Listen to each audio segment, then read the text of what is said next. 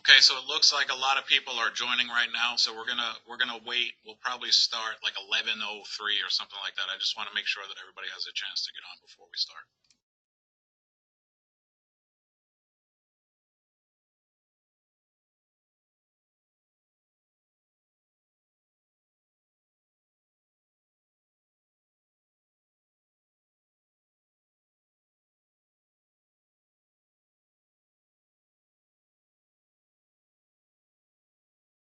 I see someone asking if they can have their mic off, and yes, I would prefer you keep yourself muted until you have a question.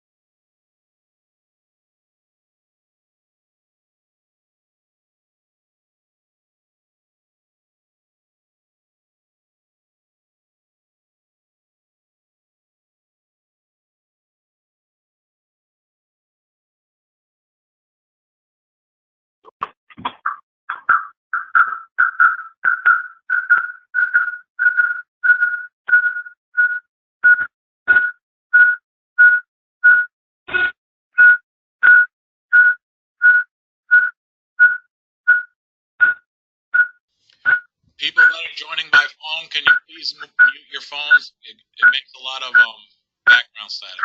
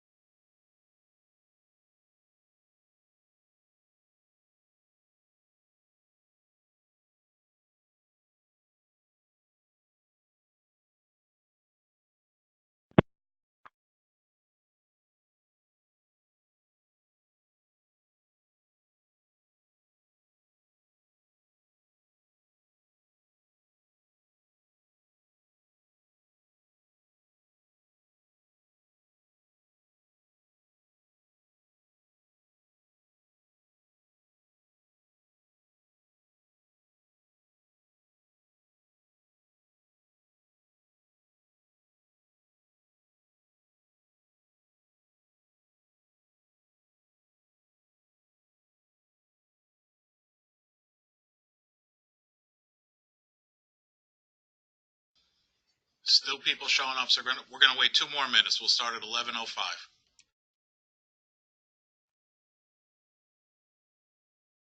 Everyone can hear me well, right? Yes. I hear you, Chris. What's up? Yes, I hear you. I can hear you. Infinity Stones in the hopes that with their power combined, he could protect the 9. I can hear you. We never really found out who used the stones for the eons.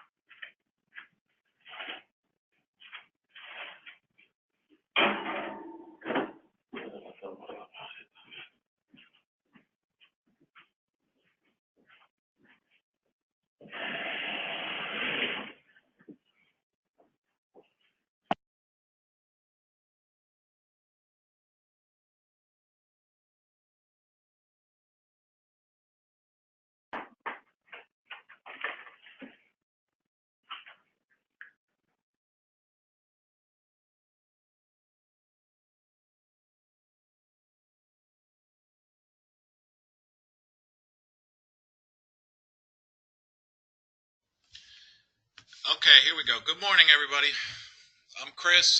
For those of you that don't know me, I am the compliance manager. When you do do returns during the tax season, they come to my office. I check them over, make sure everything is good, and send them out. This summer, we're switching over to the Phoenix system from our old system from LibTax. So I've been practicing on it this summer. Actually, Darlene has too, and we put together this to just to give you an idea of what it looks like and how it's all going to work.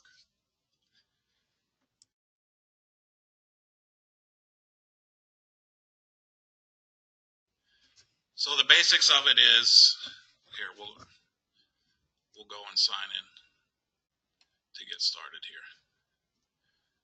Before you do anything, remember you don't want to save your password because you're working on computers that other people are going to be working on. So you don't want to save your passwords. And never during the process do you want to use the back button on your browser. If you do that, you'll lose the data that you're putting in.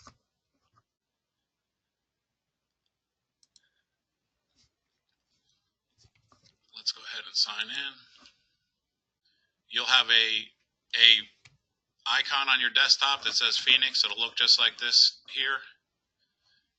You just open it. It opens like a regular web page. You put in your user ID, your password, sign in.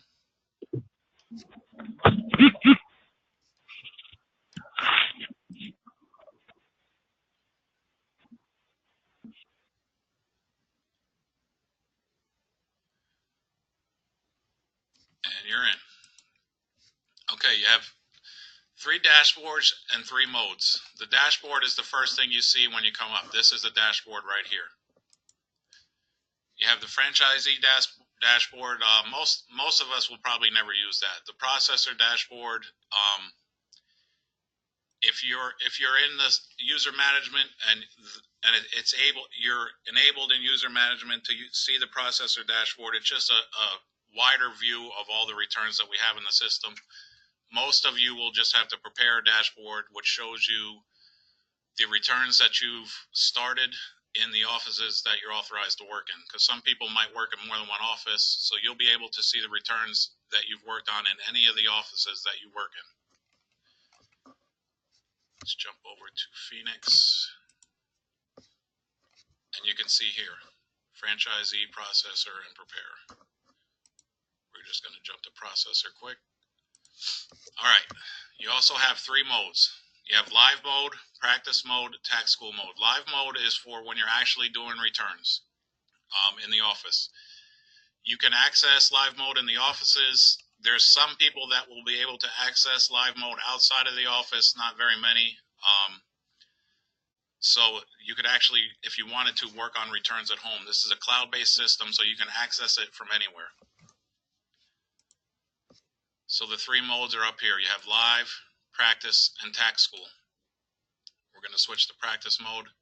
You always want to make sure that you are in the correct mode. You don't want to do a practice return in live mode. I've done it. It's embarrassing.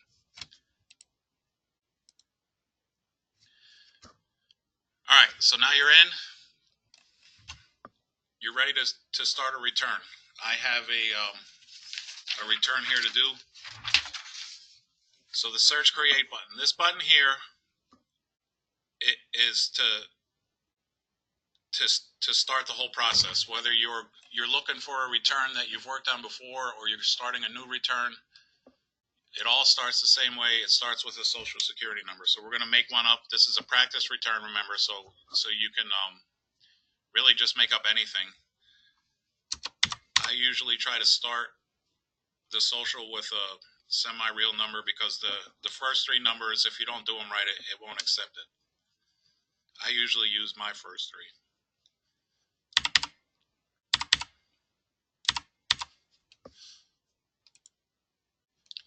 You hit this button and it's going to search the system and look to see if that return was started anywhere else. If it hasn't, it's going to start the return for you. So we put it in, and now if you're authorized to work in more than one office, you got to pick which office that you're preparing this return for. So we are going to do Marshalls Creek 16391. And now they want to know the name. So you would get this from your client data sheet, and we are going to just make up a name.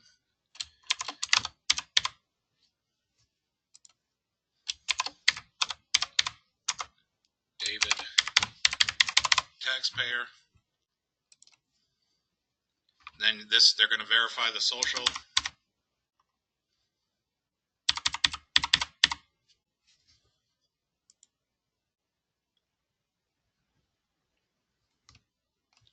Make sure you do not mark the return secure.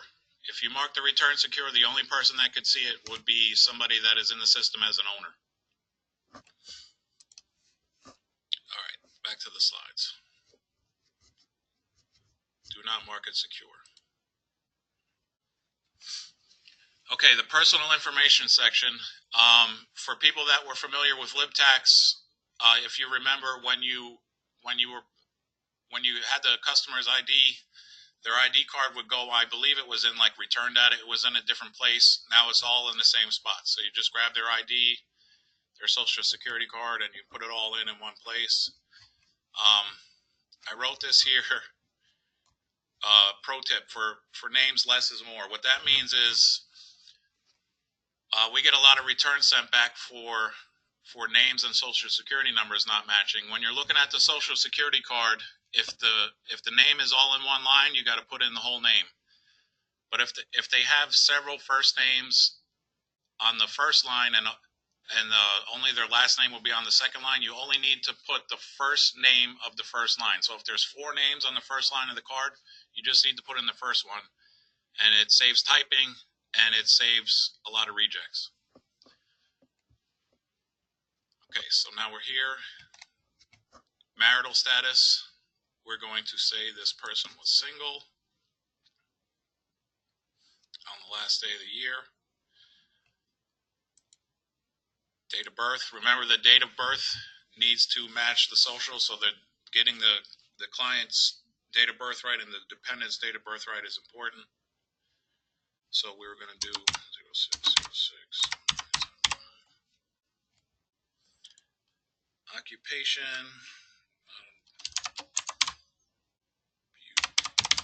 Beautician.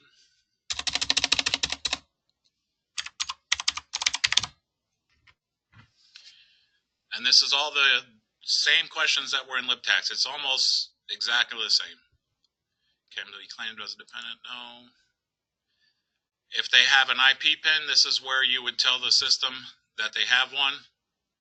If they had one, you'd say yes, and you'd put the number in here. I believe before we used to have to go right to the 1040 to put it in LibTax. Here, you just do it all in the same spot.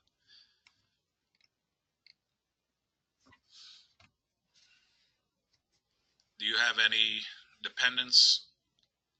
This person does.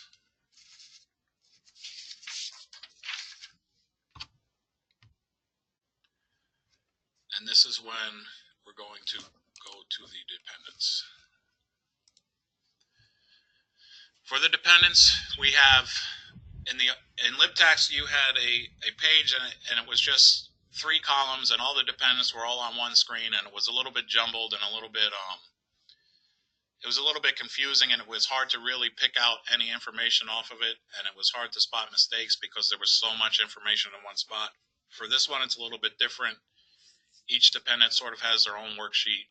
It's neater and it's easier to see. It's easier to input, and it's easier to spot mistakes, because we get a lot of mistakes with dependents. And you can see here there's a question in there now in the dependent worksheet about, did you have any child care expenses? That wasn't there on the dependent sheet before.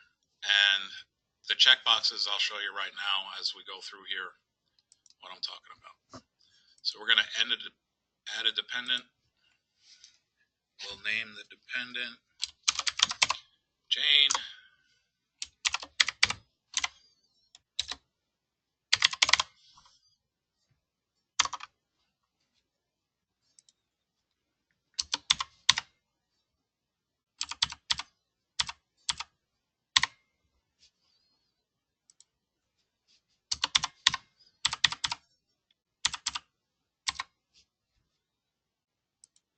Uh-oh.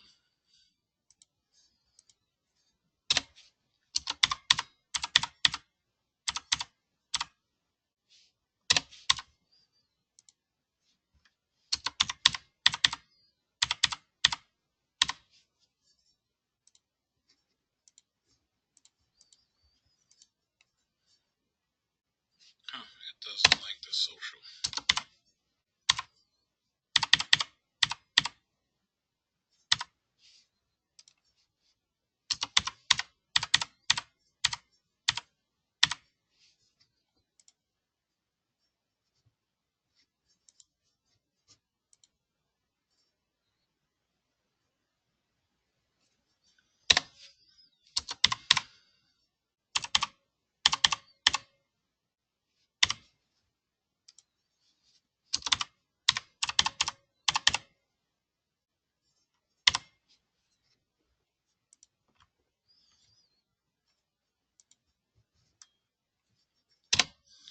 Date of birth, we'll go 10/10/2012.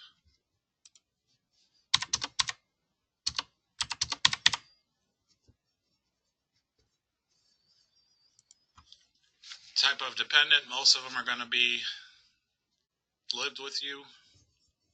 Relationship to you would be son, daughter. Oops.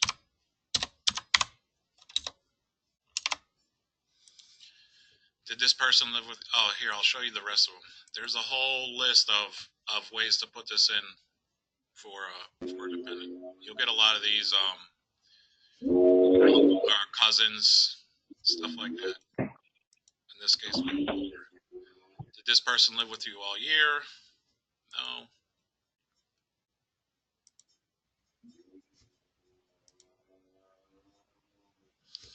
Okay, you can see the check boxes that I was talking about here. As you enter in data, it tells you what they're eligible for. This is asking you questions about citizenship and all that. And here is the IP pin for the dependent. You'll see these every once in a while. The dependent will have an IP pin. If they do, this is where you would put it in. Here's the question I was talking about. If you paid dependent care, we're going to say no.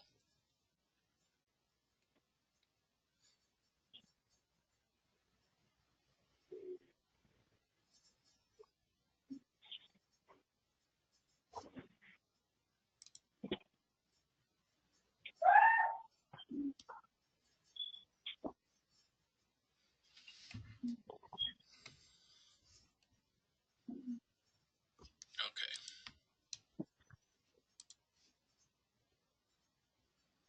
Now we're going to go back to personal information, back to where we started. So now we have a dependent in. We'll do one more.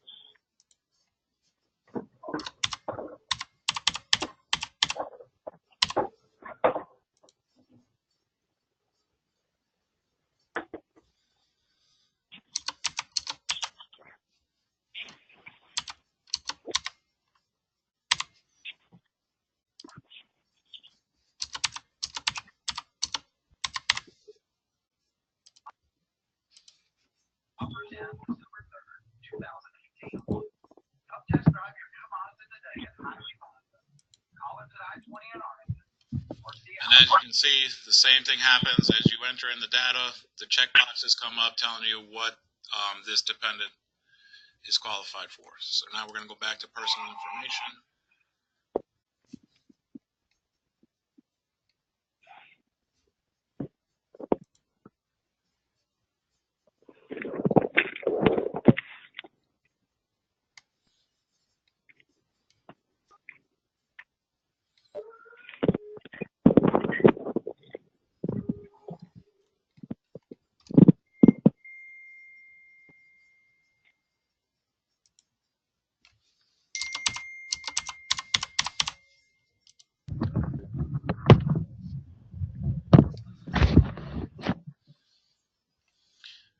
as you can see over, let's do this. After you enter in all the personal information, it's going to determine the filing status that you should use, and after you're done with that, that's when you can go to the 1040 and start entering in all your W-2s and all that stuff. Did you pay for more than half the cost to maintain the house? Yes.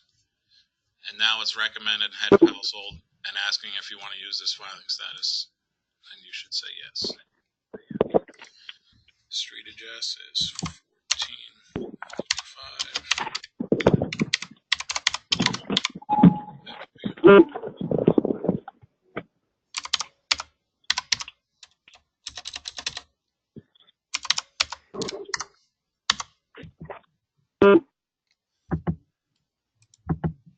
All these are all the same questions that we used to have on LibTax.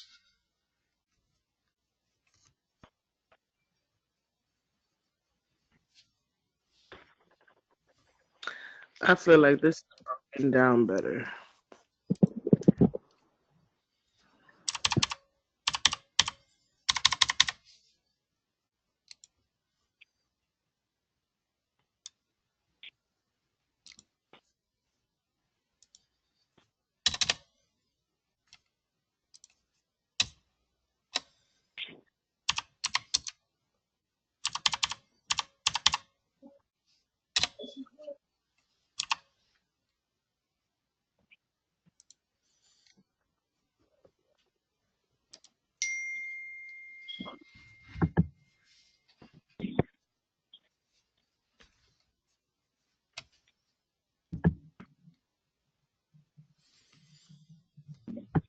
Okay, now this is, like I told you before, this is where you enter in their driver's license. It's all sort of in the same area.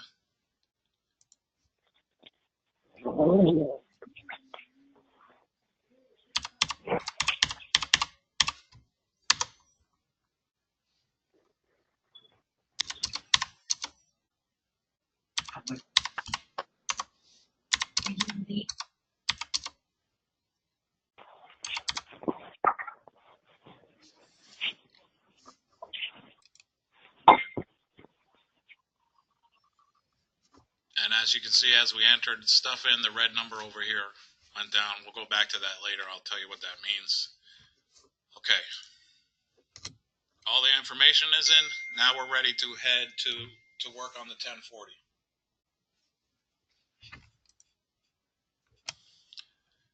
When you get to the 1040, this is where you start adding your forms, all your W-2s, 1099s, 1098s, all that kind of stuff.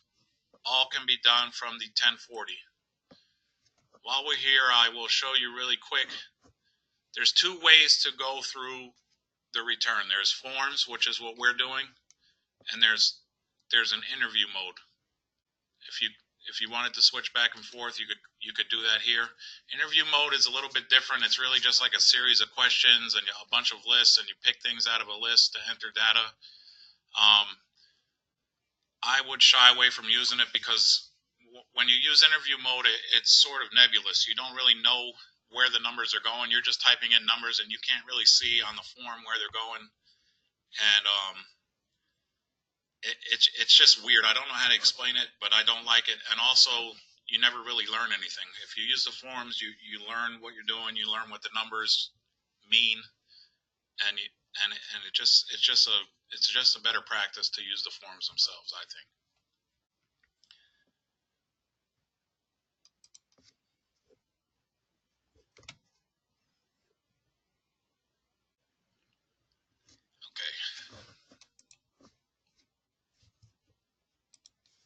These important tax questions are really the same as we had in LibTax. It's just asking about the insurance. Yes, everyone had coverage.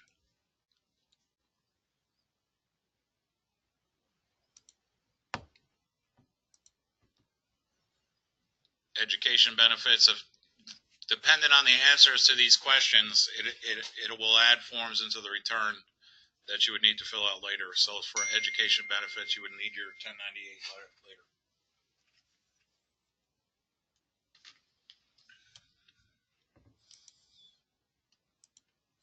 first-time homebuyer credit. Remember to always ask that. That comes up a lot. People forget to note that they got the credit and their return gets rejected. All right. Now from here, you can either just go straight to add in W-2s or go to the 1040. We're going to go to the 1040 so that I can show you how it works. It's taking its time.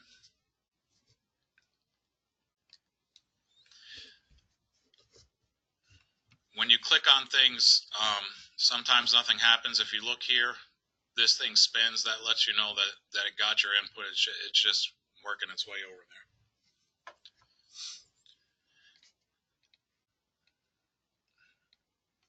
Okay. So you can see it's broken up into sections. It just follows the flow of the 1040 form itself. So the first thing that you would come to on the real 1040 is wages. So this is where you would go to add your W-2. So if you just hover over any of these arrows on the line of the 1040 that you want to add to, you see it comes up, new form W-2.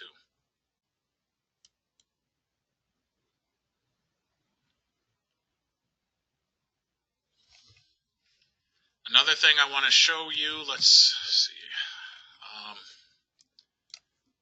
Sometimes it gets tricky to see depending on how you have your zoom set.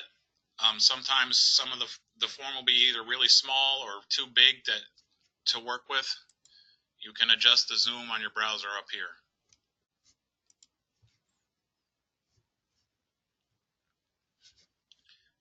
And from here, it's just like LibTax. You're just entering in numbers.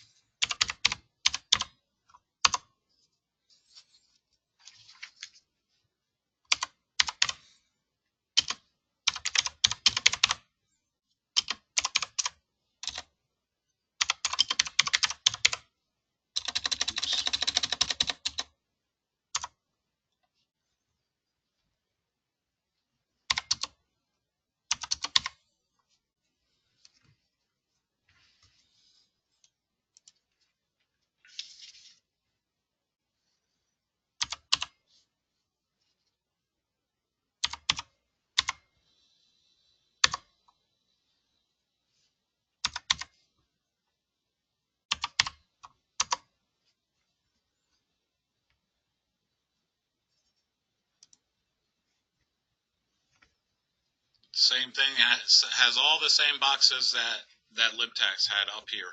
So your 1, 3, and 5 are the same. You just have to click the box and it puts it all in for you. This was just a straight W-2. There's nothing special in it.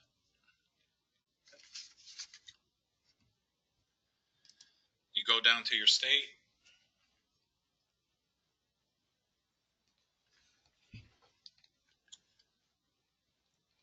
This is from New York. State ID.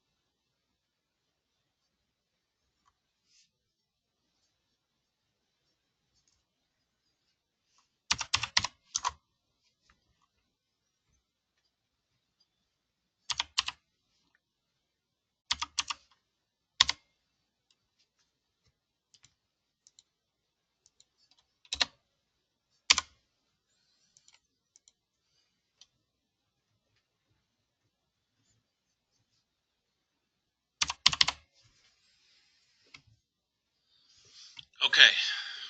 Now here's where we have an extra step. This is a Pennsylvania office. This is a New York W-2. So, actually, let me...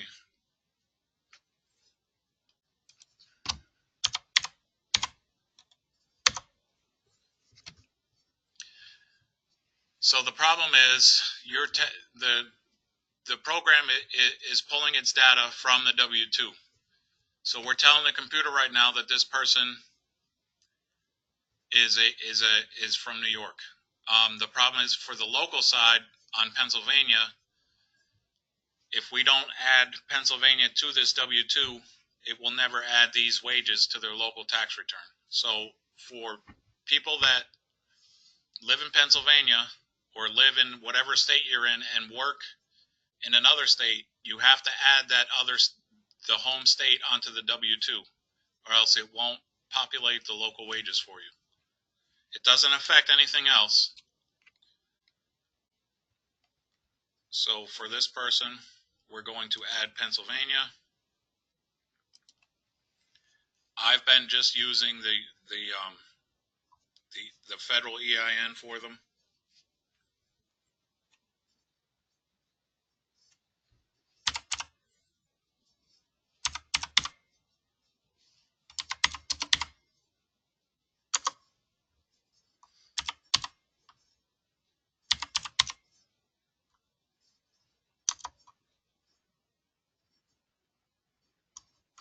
The only thing you're not going to enter is the tax, because they didn't withhold any Pennsylvania tax.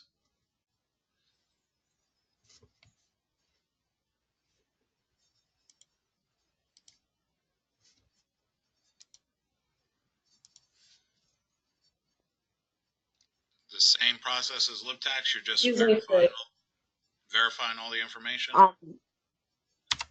Hey, Chris. Yes. I saw you put it in for state wages, so we don't put it into local wages, just only state?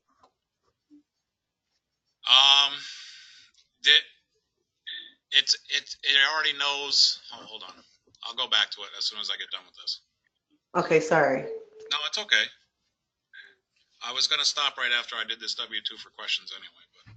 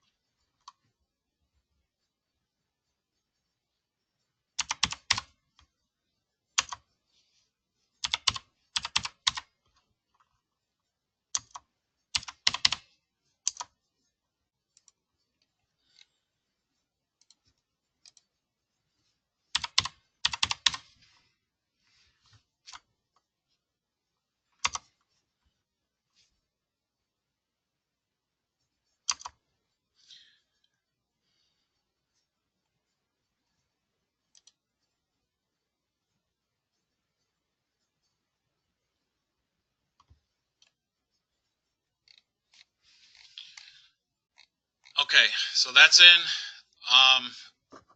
For right now, does anybody have any questions?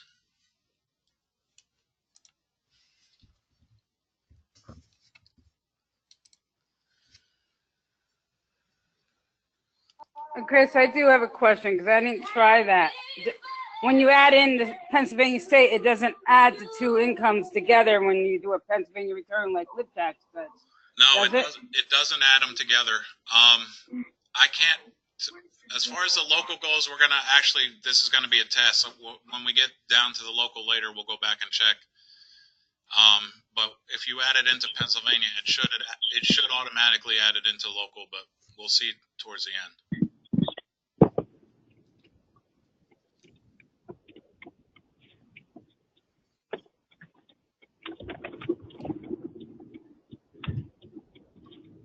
Any other questions?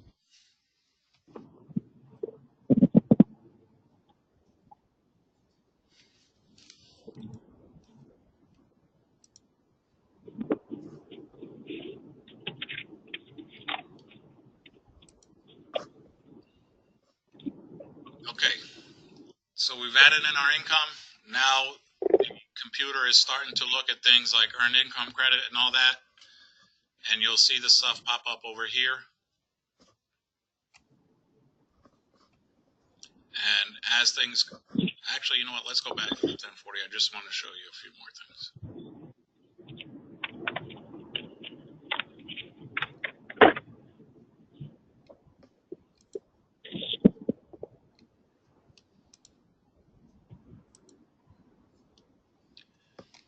So like you saw, we did the W-2 here.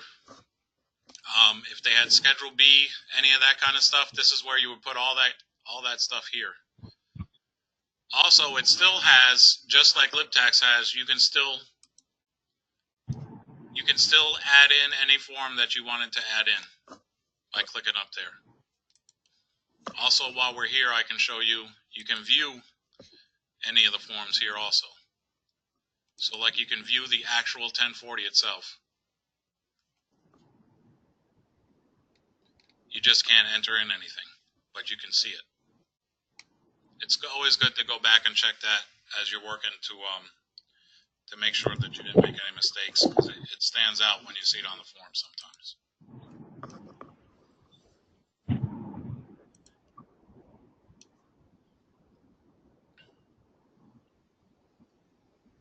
Okay.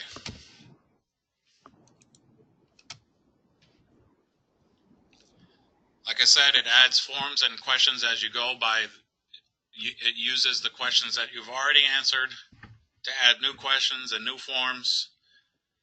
The due diligence questions are a little bit different. Before they were all like just one list. Now they're sort of broken down by each dependent. It'll ask you different questions for each dependent. Sometimes it gets a little bit tricky as you're going through this. You'll miss questions because you just don't see them. But if you're unsure, like, you know that you're supposed to answer due diligence questions if they have earned income credit. So if you didn't get the questions, you can always check the errors up here by clicking up here to look for any questions that you might have missed. I've had to do it a lot of times during this learning process, and it lists all the errors for you, and you can just click on the error and answer whatever question that it's asking.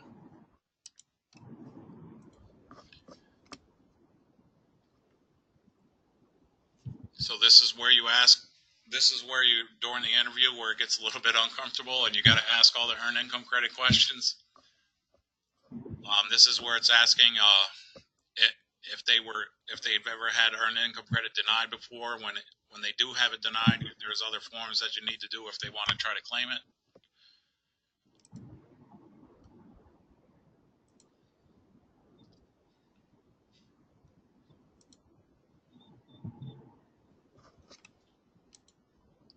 They're going to ask you about the dependents, because a lot of people will come in with dependents that aren't their son or daughter, or all kinds of stuff happens. Make sure you always ask these questions. You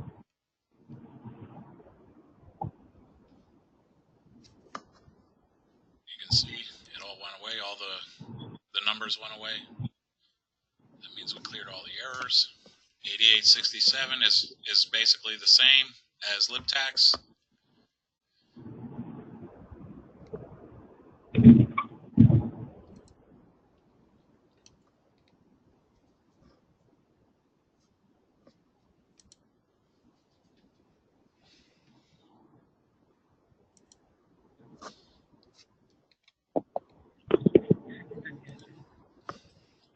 This is where we're going to tell them you're supposed to do your due diligence and make sure that you verify that the dependents are the dependents, and this is where you are going to tell the system where, or tell the IRS really, what documents you looked at.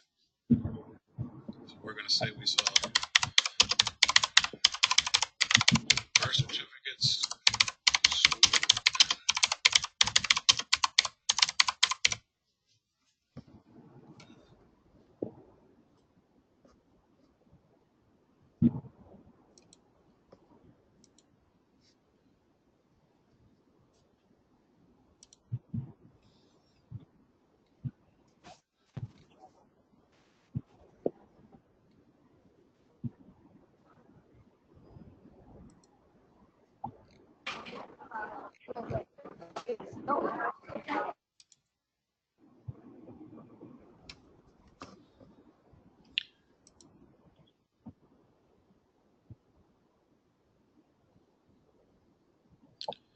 and here are the questions. See, this is why I just said if you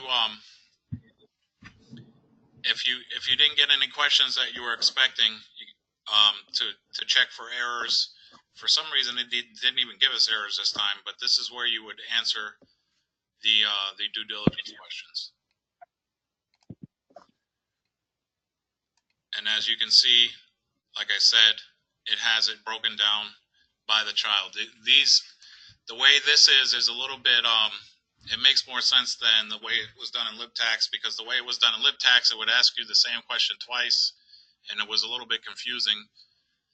The way they have it here is they're going to ask you the same question twice, but at least now you know that the reason they're asking it twice is because they want to know for each different dependent.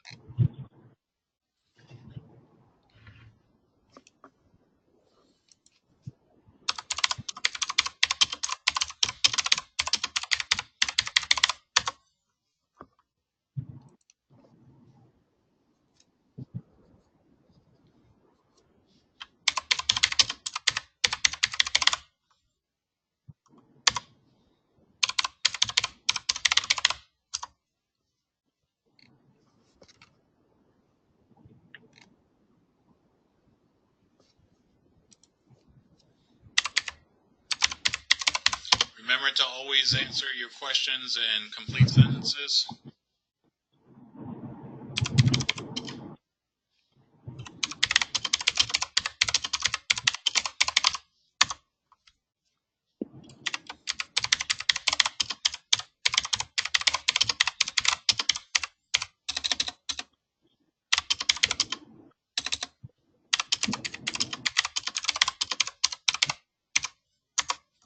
I like to break up the monotony of the questions. Some people just put taxpayer stated for every question. I like to change it up a little bit.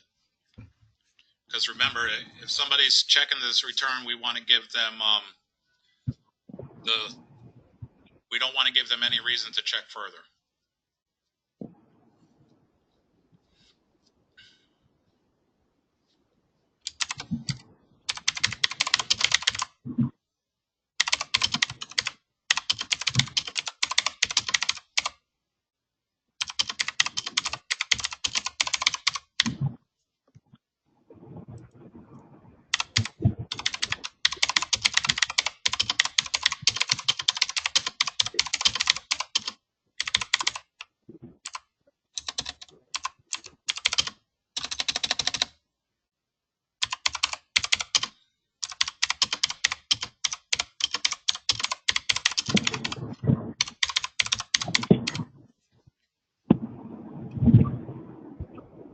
If you wanted, for whatever reason, to ask more questions, you could do that here. You just click this box and it will let you ask any questions that you want. You can document it there.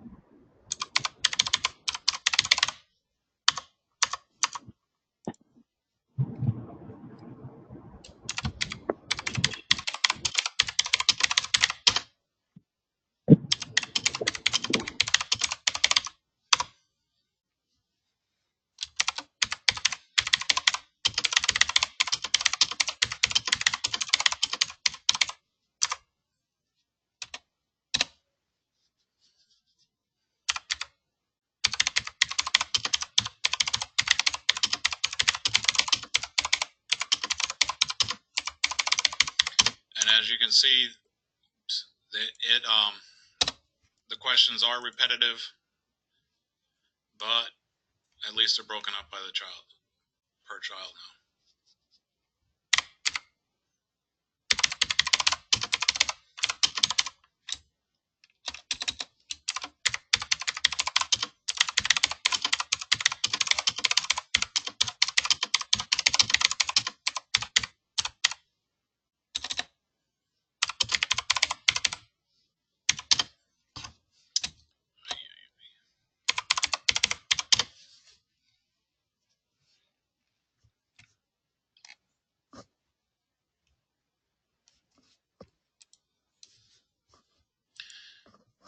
Okay, so basically that is the end of the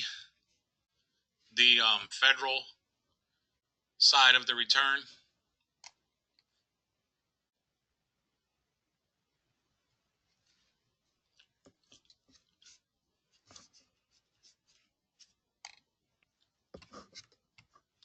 As you can see, we don't have any errors here on the federal part.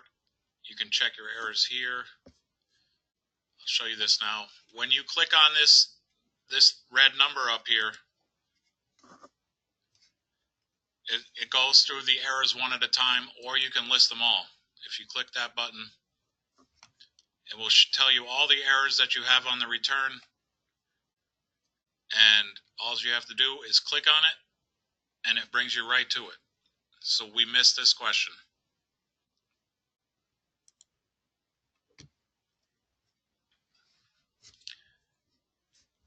And by the way, this is where you find the question if you need to add the 8862. By doing that, it caused more questions here.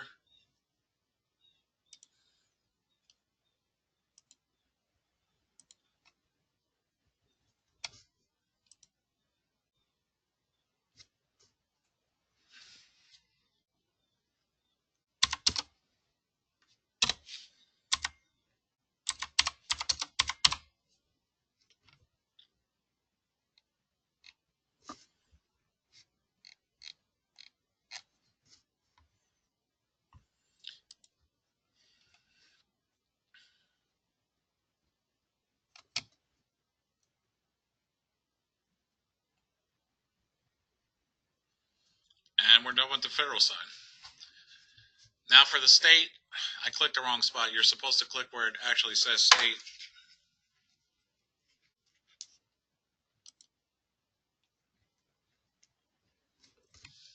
And it's showing us here that the two states that we indicated on the W-2.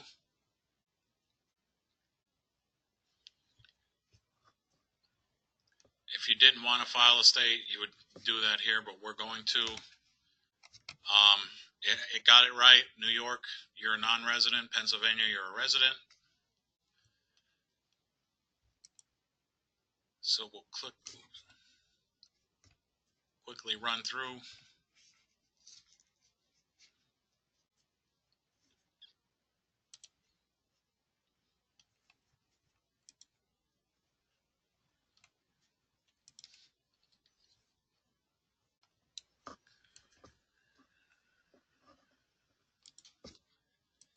It's going to ask you a bunch of basic questions. It does this for every state. The questions are a little bit different for each state, but for every state, it will ask you a few basic questions.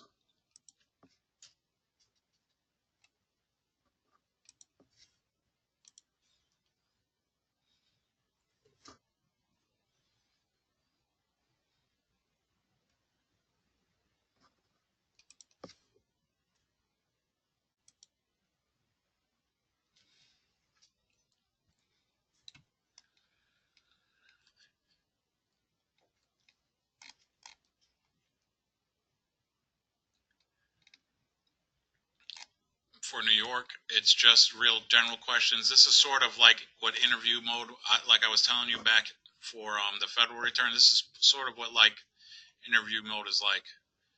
You just it just lists things like taxable interest, and it would have an add button.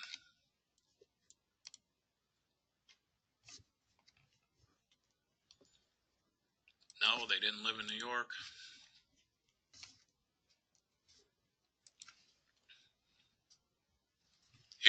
this is what interview mode looks like. If you wanted to add other stuff, you would do that here.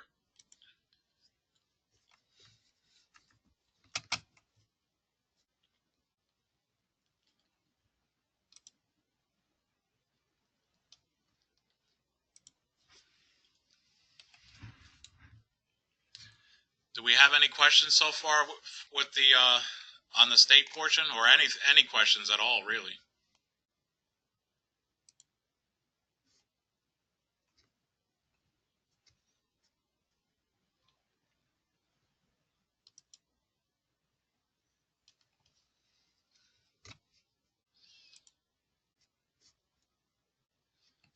Now we're going to hit the Pennsylvania side.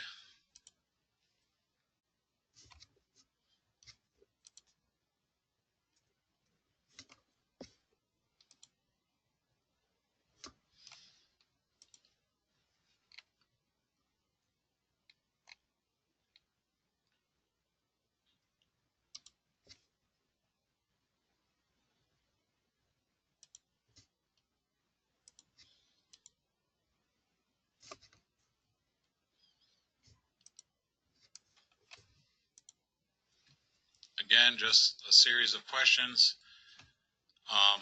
If you wanted to add any additional stuff, you would do that here. Does anybody have any questions? Like, is there anything specific that anybody was wondering about how you're going to do in the new system? Well, the most important thing for me is the GL. Can you hear me? Yeah, I can hear you. Oh, okay. Yeah. Okay, so that's why I did this with a New York W-2, because I'm going to show you how to do the GL in a minute. That's also one of the reasons that we added the Pennsylvania to the W-2. Mm-hmm. So this is the income menu, adjustments menu, and then here the credits menu. This is where the GL is. Credits paid for taxes to another state.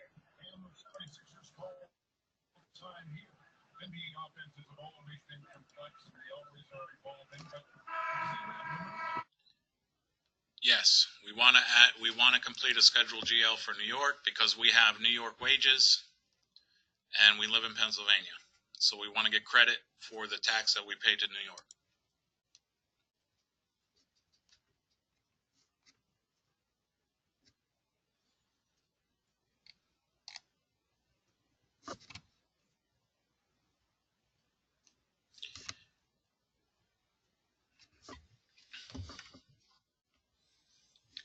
So our compensation was $28,250.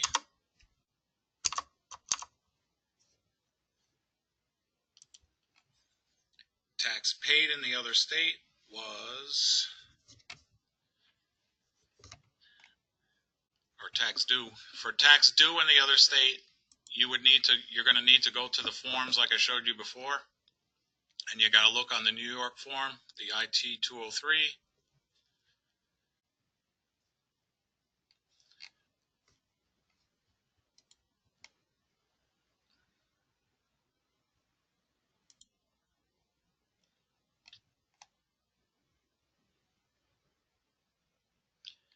And we're looking for tax due.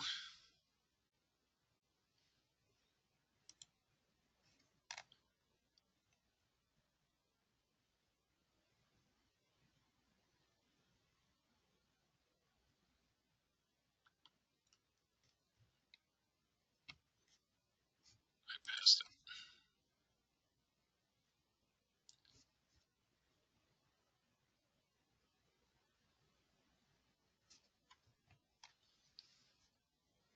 Line 50. Our tax due in New York is 0.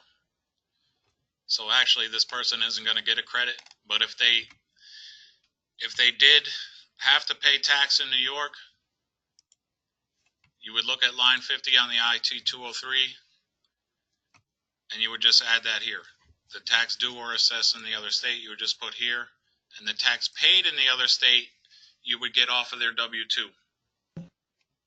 you would look at the box. What box is it? State income. Box 17 on their W-2 has a state income tax. You put that number here, and it calculates your credit. Since they weren't taxed in New York, there won't be any credit for what they paid because they didn't pay anything.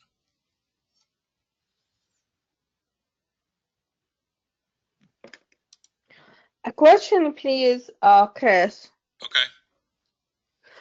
Just would you please repeat the last thing, like the tax paid in the other state? Where did you get it from, please? Okay. I'll go back to it.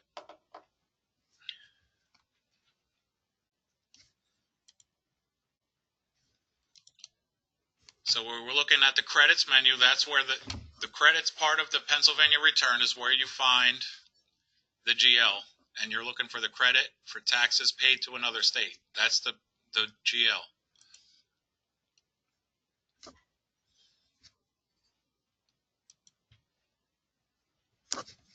Yes, we want a complete one.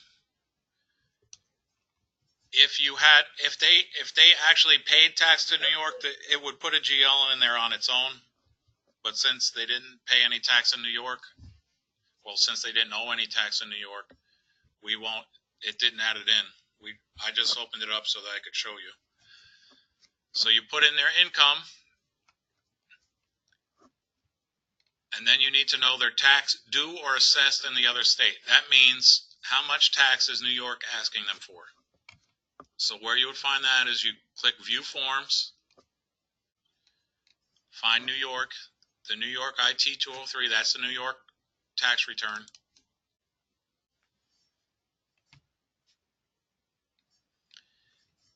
And then you want to go to line 50. New York State taxes. If they owed tax, this is where they would tell you how much tax that New York was asking for. This isn't their refund or anything. This is just how much New York is taxing them. Their tax due or assessed. That's this number here, line 50. How much For the tax paid in the other state,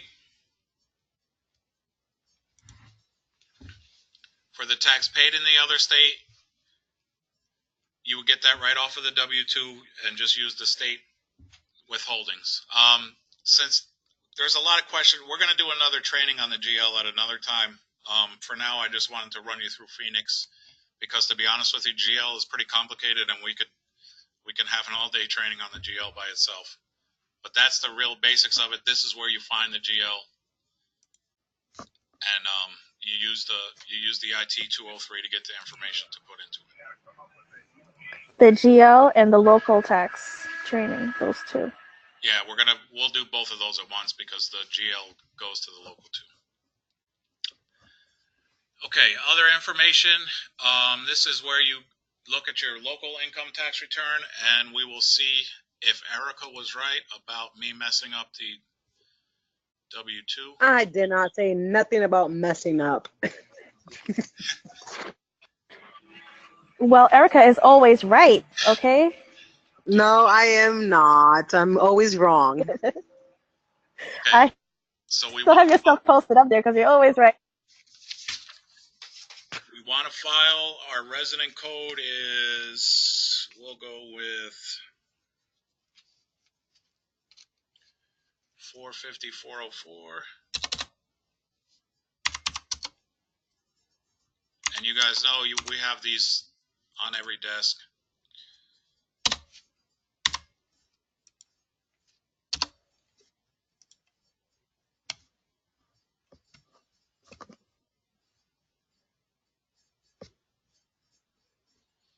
If you had used a GL, if you had any leftover GL to put into the local, you would enter that here. The out-of-state Philadelphia credits.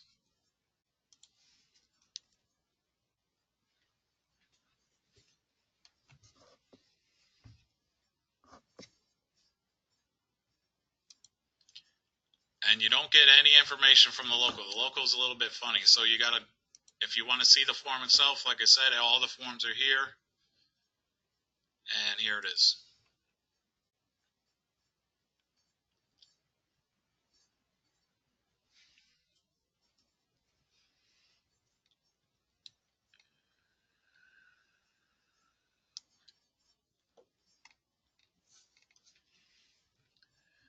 So it did pull in the income.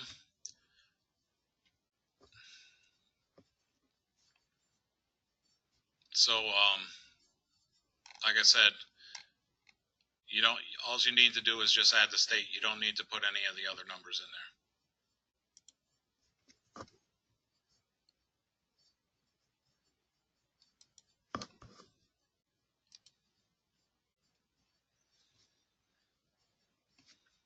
Oops. Okay, let's go back to our slides. Okay, final review. You click review return. You could be doing reviews the whole time actually, by, like I said, by using this. Whenever you click on this, it's basically reviewing the return for any errors, and it sort of keeps track of the errors as you go. It's better than LibTax in that respect. So we'll list all our errors.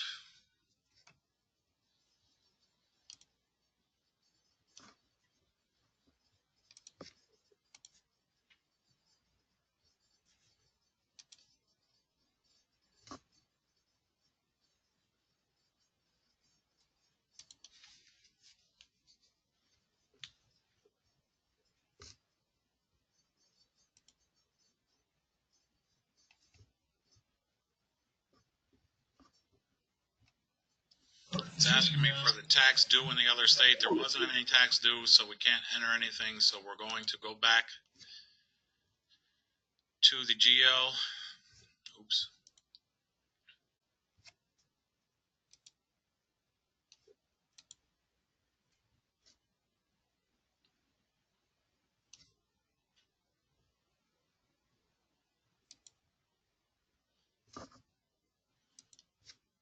And we're going to say no, because that's an error we could never fix. If they don't have any tax due, we can't ever put anything in there. So the only way to fix it would be to take the form out.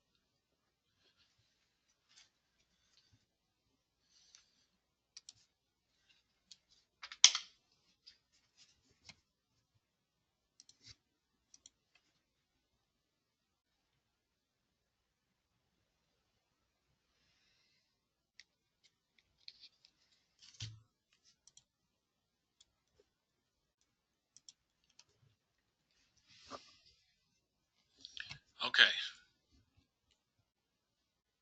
Now this is in LibTax in the past, this is basically the wrap-up portion of the return. You're basically doing all the same things. You're just doing, it's much simpler in this.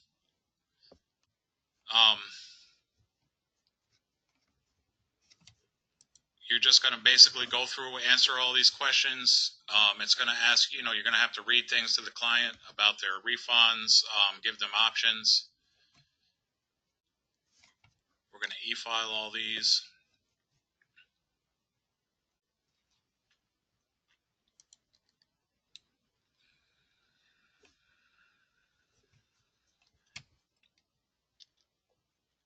Discounts, promotions, send a friend. This is where you do all that. It's all really the same.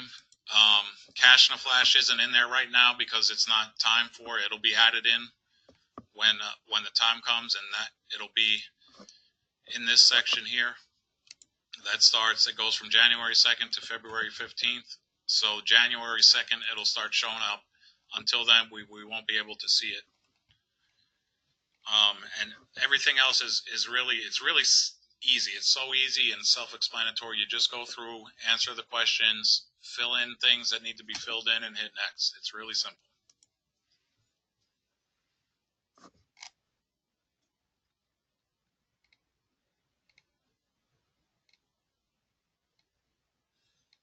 This is giving you all the information. This would be a great time to read it to your client.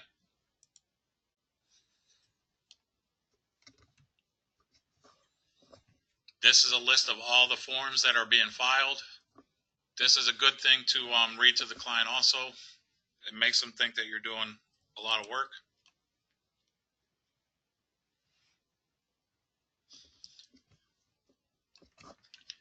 $72.16. That's the thing for the financial products. If they don't sign it, you can't give them a financial product. We can't do financial products right now. Actually, let me go back.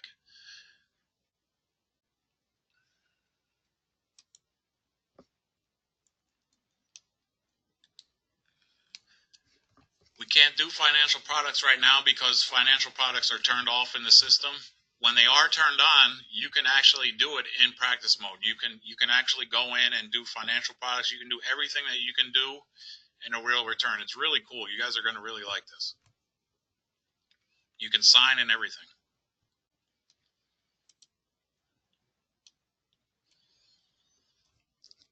Disbursement options.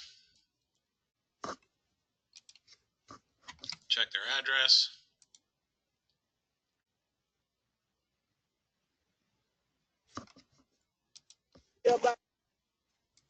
Any questions as I'm going here?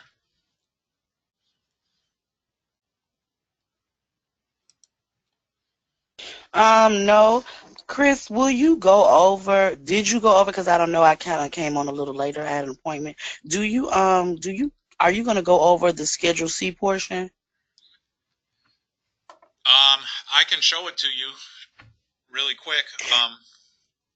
I've done it, but it's just the part where we enter in the codes, because it's not the same. No, it's not. The codes, you're going to actually, let me finish this and then we'll go back to that after, okay? Okay, thank you. All right, so this is another screen where it's giving you all the information to give to your client. This is a good place to read to them. It tells you what their refund is. The financial product, all that stuff, it's all right here. Their bill. If you wanted to add a discount, that all works the same. You can discount, you can do everything just like you did in LibTax. It all works exactly the same.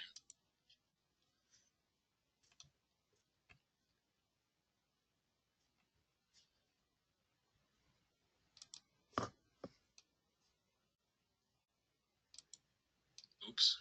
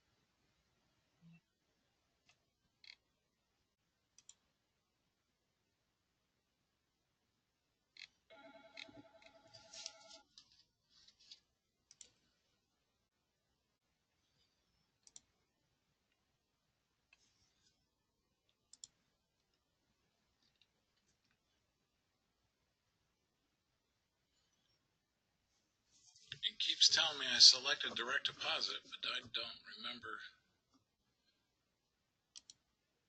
selecting direct deposit.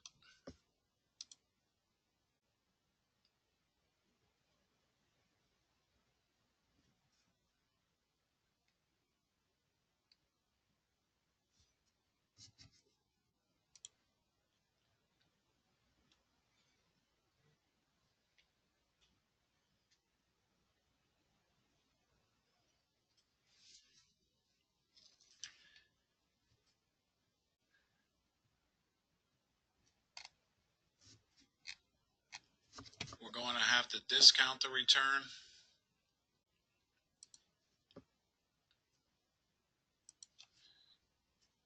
Just for this, because we want we want to be able to.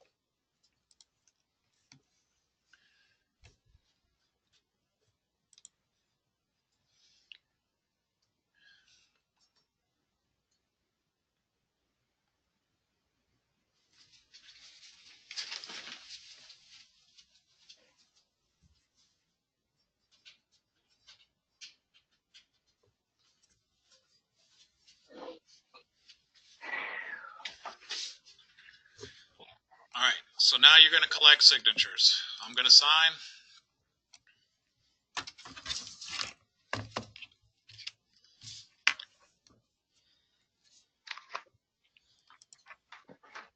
It all works the same as it did before. It saves your signature.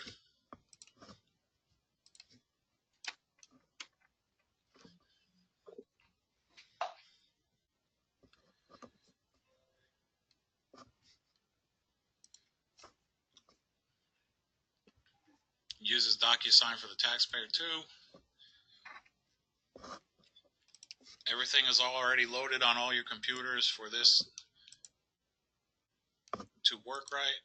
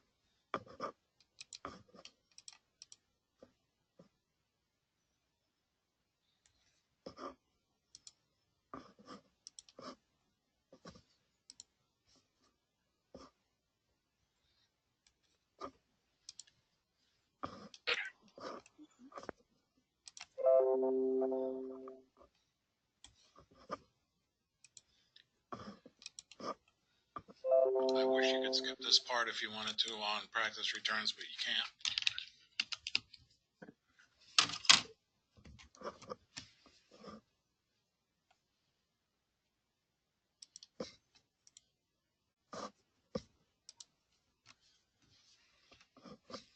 Now everything is signed. This is where you could print the signature documents. You have to acknowledge. Actually, you have to open it up or it won't let you go past it.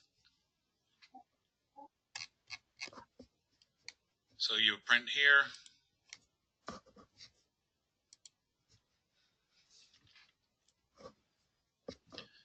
Now you're done. Now this is where before you would be in wrap up in LibTax, and this is where you would click wrap up and you would hit complete. I believe the button was complete. When you hit this button ready to file, your return is done. It wraps it up and it makes it sends it to the back office, like to processing, and I'll be able to see it in the processing office, or your manager can see it. But that's what this button does. When you hit ready to file, you're saying the return is done and it's ready to go out.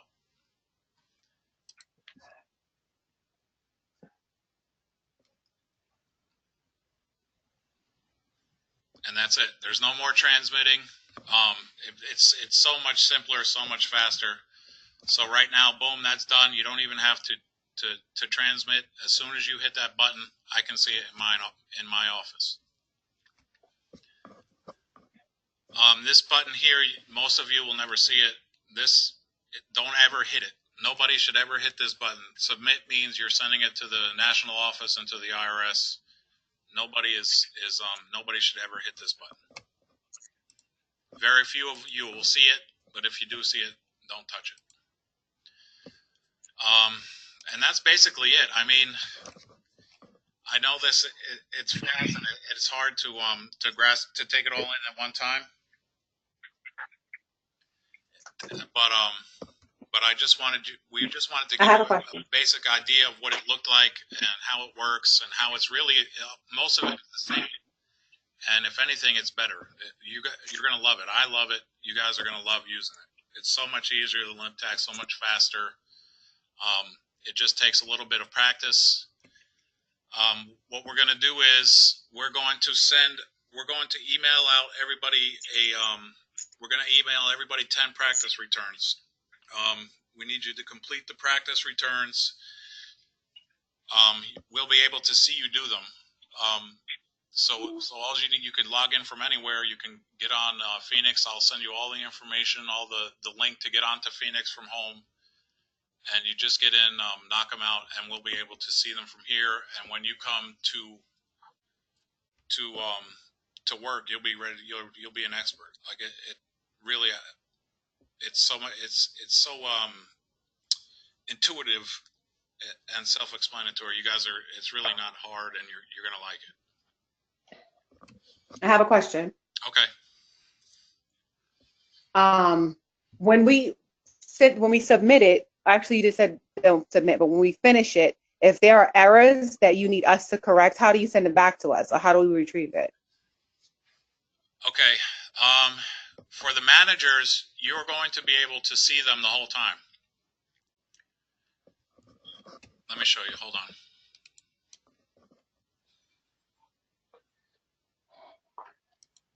So when you're done, you're going to be doing the same thing, by the way. Once you hit ready to file, you'll need to close the return and back out of it. Okay, so for the managers, for people that are authorized, like managers and maybe some leads, you'll be able to see the processor dashboard.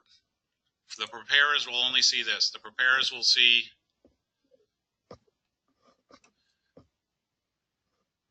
only the returns that they've started or that they've worked on that weren't done. The processor sees everything. I don't know why. Huh.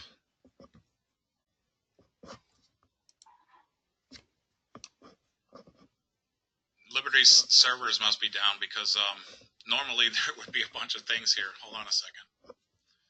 Let's do this.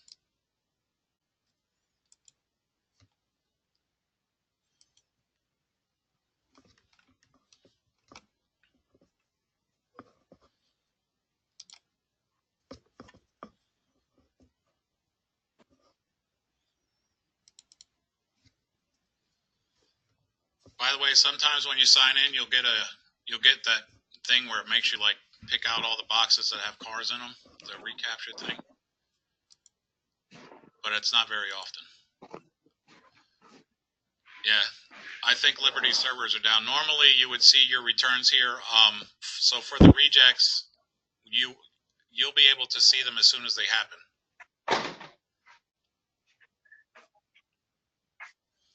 You'll see them, you'll have a number here, and when you click on this, you'll see all the returns that were rejected from your office.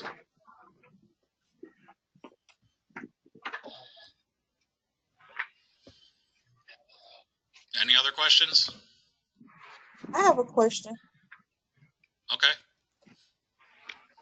For all the returns that like when you like W-2s and people that's waiting on like information, where do we go to put that information in? Like if we like waiting on W-2s and things of that nature. Later? Yeah. Okay. Like we have to put them on hold waiting on W-2s or something like that. Right from your dashboard, you would sign in, go to your dashboard, and everything would be here. If you had put a return on hold because they forgot a W-2, you'd have a number here. You'd click on here. All the returns that you started that you had on hold would be right here. You can just open it back up. I'm sorry, it looks like their system went down. I had a bunch of returns in here. I did a bunch of them just so I can answer all these questions, and they're not here right now, so I can't show you. But normally I'd have a whole list of returns here that I could show you. But basically, you just click on it, and it, like I said, it's all self-explanatory. You click on it, and you'll see a button in this area here that says resume, and you open it back up, enter your data, and carry on. It's really, really simple. And I learned how to do it by myself. Me and Darlene both just went in here. Nobody, even I think Melissa did during the tax season. We just went in and started using it, and you just sort of figure it out. It tells you everything that you need to know. Okay. Jamaica, I'm sorry I can't show you the Schedule C because it deleted my return.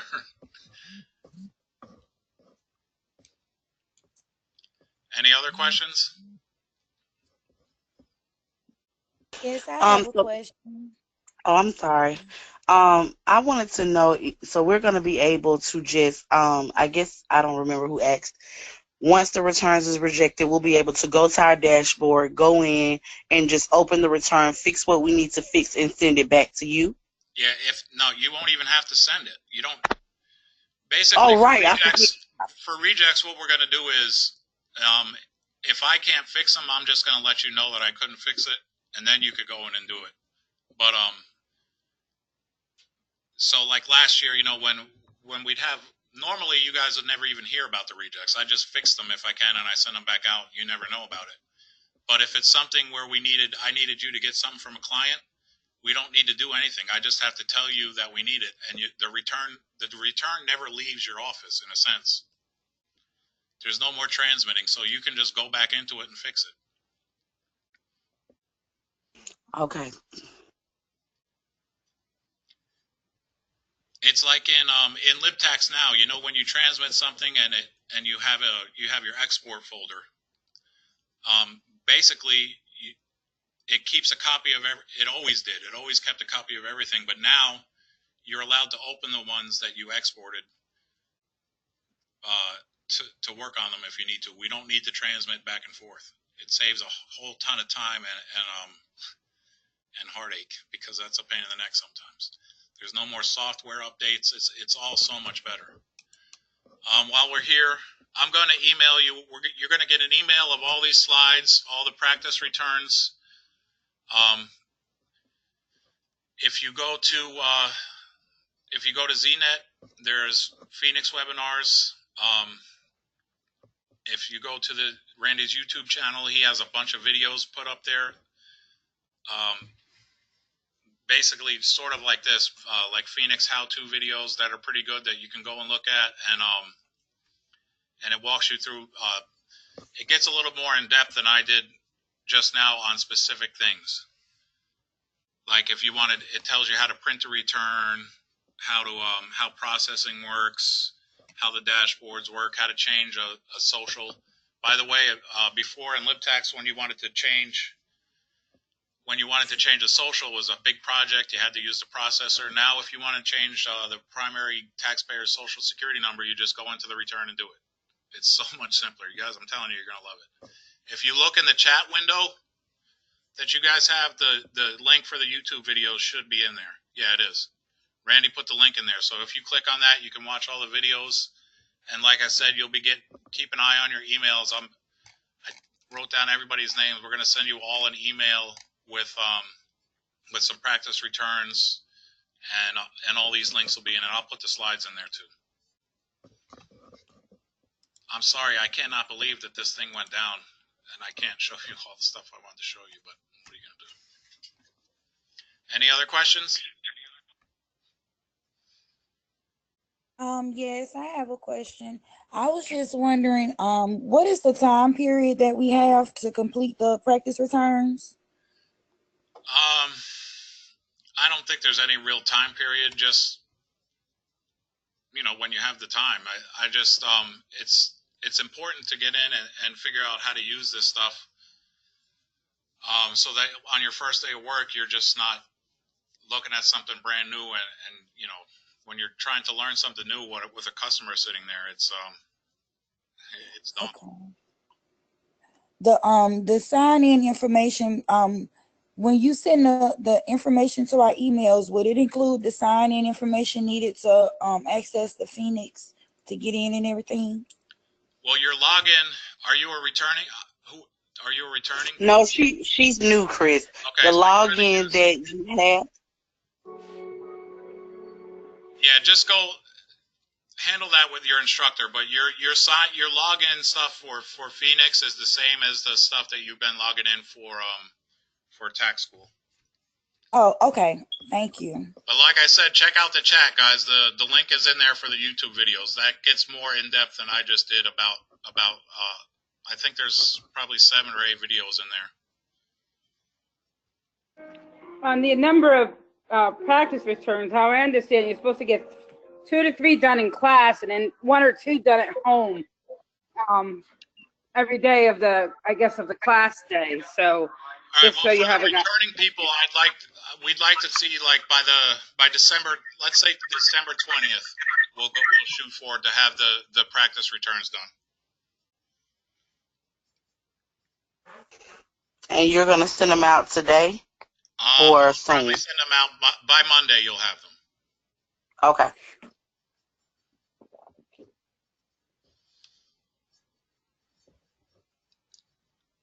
Any more questions?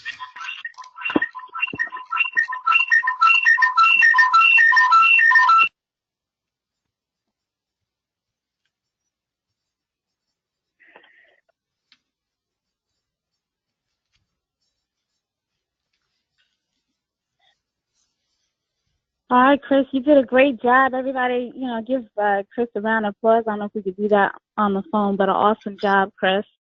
Thank you. With that, and we appreciate that. Yeah, yeah. So woohoo! Yay! Thank you, Chris. Thank you. Thanks, Chris. We definitely appreciate that. Thank you, Chris. Absolutely. Thank you. And I think what happened as a prime example, of why this soft opening that we have December 1st is important, because even as you're doing the webinar, the system is gone down. So that, that's something major.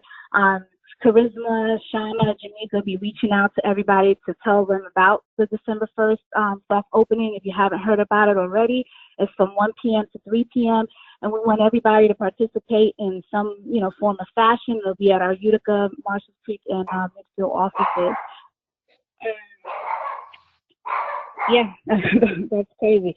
I'm listening to it in the chat. Now, don't forget the YouTube link there. That's an excellent resource for everybody to be able to go in there and watch some videos and how-to. We're going to continue to add, different webinars on there as well for you to view. If you could think of something that you think we need to train on or we need to do a webinar on, you guys are in the office, you come firsthand, so whatever it is that you need, definitely let us know, because we are looking for suggestions as far as that's concerned, so we can get things up and running. Anybody else have any other questions before? Great job again, Chris.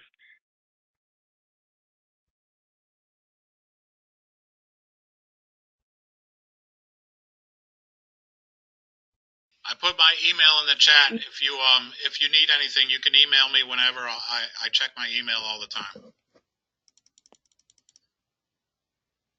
All right, awesome. So everybody have a great Saturday. Thanks, y'all. Have a good day. Thank you. Thank you. Enjoy your weekend. Bye-bye. Bye. Bye.